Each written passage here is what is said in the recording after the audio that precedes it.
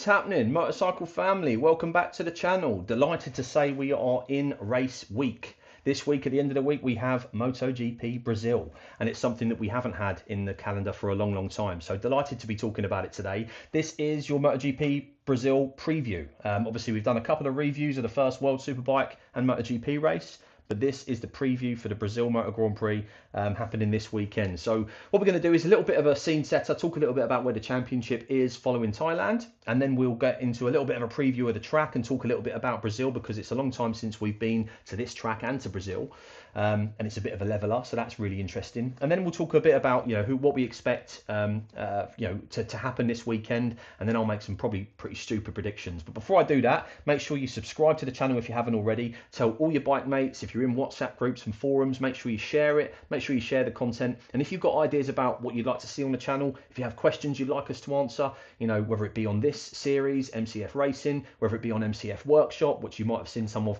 this weekend on the channel, make sure you send those questions, put them in the comments, and we'll be happy to answer them or get on some ideas about that content. So yeah, looking forward to it. So in terms of where we are in the championship, a pretty simple one really. Thailand was interesting, unexpected, but at the end of it, what we see is Acosta and then all the Aprilias. So Acosta is first in the championship on 32 points after Thailand. You've got Bez on 25 on the Aprilia. Raul Fernandez on 23. Amazing, great work from him. Jorge Martin on 18 points. And then Iagura on 17. Best lid in the game, by the way, Iagura. Anyone who hasn't seen it, make sure you check out Iagura's crash helmet. When I can afford the exorbitant cost of that, I'll be buying one. And yeah, favourite crash helmet on the grid by far. Obviously, despite him being competitive and fast, Marc Marquez is all the way down in 8th following Thailand because he had such a rough weekend. Obviously, in the sprint on Saturday in Thailand, he had to give that position back to Pedro. Hilarious, because Pedro doesn't want to be gifted a win. We'll see him extremely hungry this weekend, I'm sure. And then on Sunday, obviously, Marc had that really odd problem where we saw him hit one of those Misano curbs, which impacted his rim of his bike and then burst his rear tyre. So very dangerous. He's lucky to be okay. I'm sure he was quite pissed off with that as well. But yeah, Marc, leaves Thailand with something like 9 points, even though he was, there or thereabouts all weekend, you'd say. So he's going to be hungry coming into this weekend. Will Ducati bounce back? It's a brand new track, for the MotoGP grid. None of them have been there. None of them are raced, apart from a couple that tested last year. So there's no data for anyone. We'll talk more about that in a moment. And it's a level playing field. And Marc normally does really well with that stuff. You'd imagine Ducati are going to react pretty well too.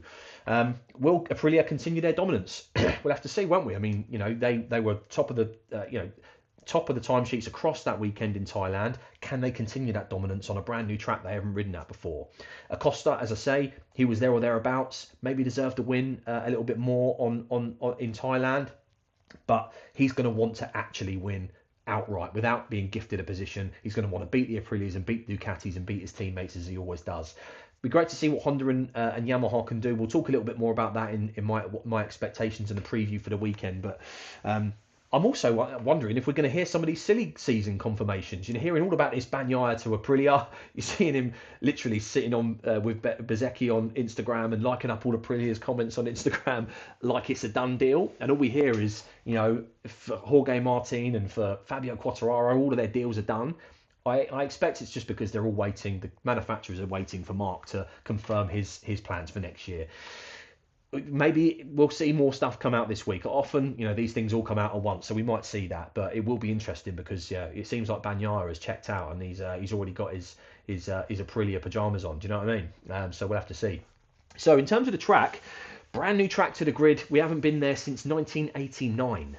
Obviously, it's a track that's been around a long time. The Autodromo International Ayrton Senna, I think it's called, or otherwise known as the Goiânia Brazilian Grand Prix International Speedway. It begun construction, I think, in the 70s, from what I've read. So it's been around a long time. It was used heavily in that period, 70s and 80s for motorcycle racing. First time we raced there was in the 80s, and it was your Lawsons and Schwansons and Momolas and Pier Francesco Keelys, all those sorts of guys.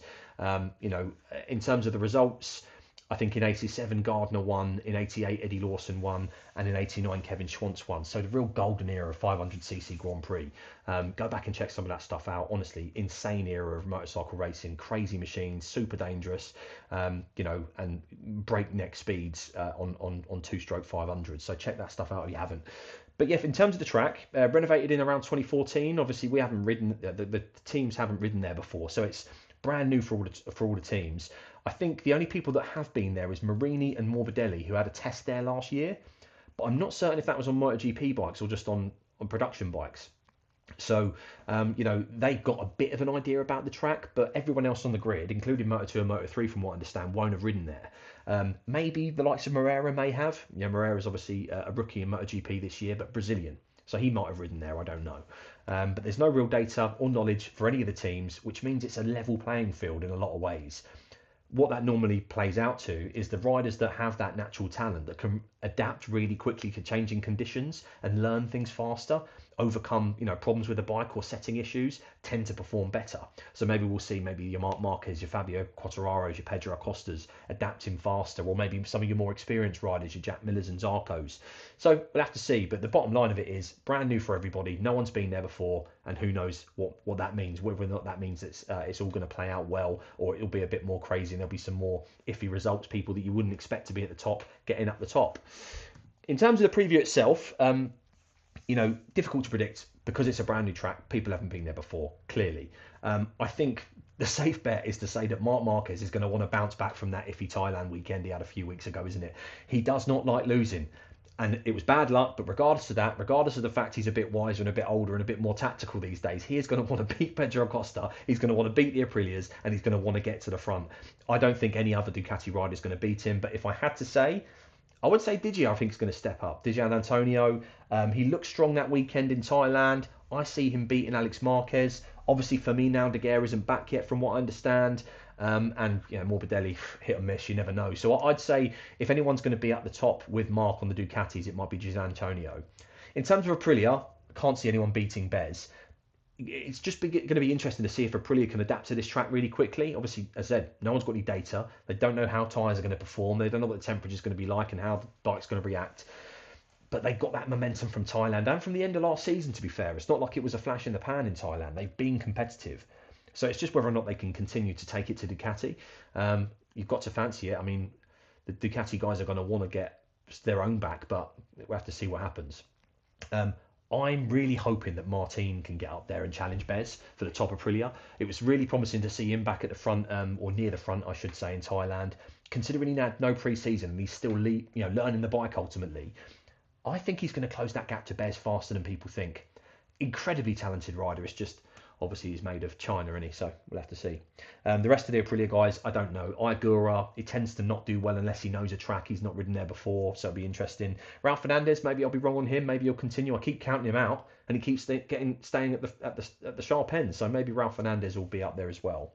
In terms of Honda, I've got a sneaking suspicion Johan Zarco might have a good weekend. Experience, wily, he's always outperforming in terms of qualifying. I wonder if that bit of experience and that bit of nous from just being on the grid for so long, he might adapt to the track quicker and he might be the fastest Honda this weekend. If not, you've got to fancy Johan Mir. Not sure about Marini, even though he's had a bit of a go on this track before. But Moreira, there's a lot of pressure on him. Second ever Grand Prix on a MotoGP bike, and he's in his hometown, well, not hometown, but home country, the hometown hero, all the expectation. You wonder, most of these young guys don't feel the pressure as much as some of the older guys, I think. He doesn't strike me as one to be sort of feeling the pressure, but we'll have to see. Hope he has a great weekend. He had a really strong Thailand, so we'll have to see about that. In terms of KTM, you've got to think Pedro is going to want to win so badly. Being gifted that sprint win, that will have almost, brought up more within him to want to win. He'll want to beat Marc outright. He'll want to beat all those Aprilias. He'll want to prove all his teammates wrong. You've got to think Pedro's going to be up there at the sharp end. God knows about the rest of the KTM gang. He's going to be up there. He might have a good weekend. He does adapt to things quicker. You do sort of see him as one of those talented guys that sort of can defy the odds if the track is a little bit harder to deal with. Mav, God knows, could be second, could be 20th, no idea. Bastianini, depending on how the tyre degrades, he might be there or thereabouts in the top 10 by the end of the race, but I'll be surprised if he does otherwise. And And yeah, I mean, this could be a great opportunity for Yamaha. You know, all the bikes are learning the track. Yamaha are behind, so this might give them a bit of a chance to close that gap a little bit. Maybe I'm reaching, I'm a big Yamaha fan, no one wants to see them at the bottom of the grid, but Fabio's so talented and he might be able to make up a bit more of a difference if the bike is a little bit closer because everyone's trying to get to grips with the new track. Obviously, it'd be lovely to see the rest of the guys up there, you know, too. You know, Jack Miller's behind me, we're huge Jack Miller fans here. You know, how much testing he's doing or, you know, how fast he'll be, we'll have to see. But again, those older riders like Jack and Rins, they might be able to use their experience to maybe get a little bit closer because you can close the gap when the track makes, you know, everyone's trying to learn the track and the bike doesn't make as much of a difference in those circumstances. Yeah, I mean, I'd see Fabio being the top Yamaha, but it'd be mad if Top Rat can be near him or even beat him. So in terms of what I think is going to happen, just a quick prediction. I think Marc will get pole. He's going to get there on Friday and he's just going to try and top the timesheets. He always bloody does. He's going to try and do his best to get a good lap and get on pole. But in the sprint, I don't think he'll win. I think Pedro's going to win the sprint for real this time in a tough battle. Bezzecchi there with him in second in the sprint, and I think Marc Marquez will come in third in that sprint. I think, you know, he'll be hedging his bets and trying to make sure he gets maximum points on Sunday, Marc Marquez. But Pedro to win the sprint, I think, on Saturday.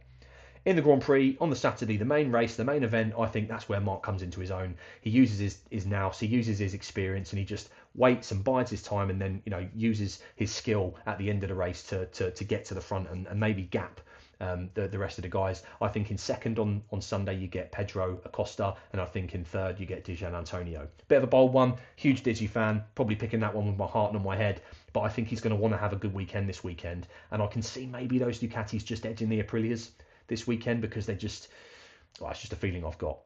Anyway, that's your preview for Brazil this weekend. We will be doing a review, obviously, after the race. That will probably come out Monday or Tuesday next week. If you've got ideas for what you want to see in these preview shows, if you've got questions you want us to answer, put them in the comments. As I said at the start of the video, make sure you share this with your bike mates. If you're in WhatsApp groups, if you're in track day groups or whatever, share it with you guys. If you know MotoGP fans or you know people that like other forms of motorsport that you want to get them into a proper race, get them watching MotoGP and get them watching this content. But yeah, thanks for tuning in. Keep your eyes peeled, like, share, subscribe, all that good stuff. Thanks for your time. Yeah, see you next time.